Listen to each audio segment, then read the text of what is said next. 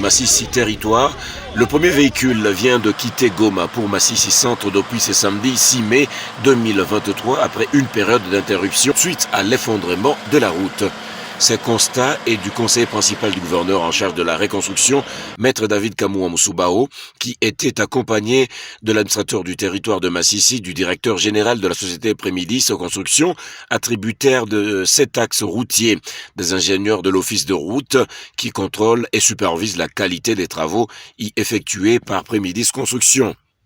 Écoutons le colonel Tinabou Christophe Kenge, administrateur militaire du territoire de Massissi, qui donne ses impressions. Je suis satisfait dans un premier temps de voir que l'office des routes et Prémidis ils sont en train de travailler pour assister tant soit peu ma population, que le trafic commence.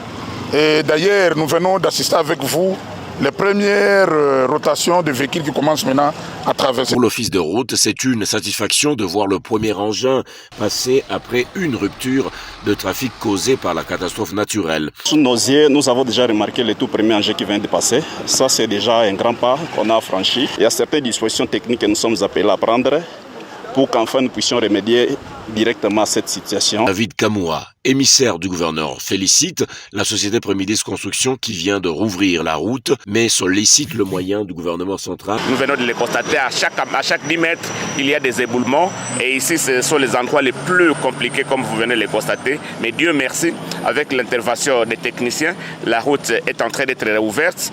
Donc, nous allons solliciter aux autorités nationales, particulièrement à son Excellence, Monsieur le Président de la République, chef de l'État, au Premier ministre, ainsi qu'au ministre national des infrastructures, de nous appuyer avec des gros moyens pour qu'effectivement nous puissions rendre profitable cette ressource qui est très très compliquée.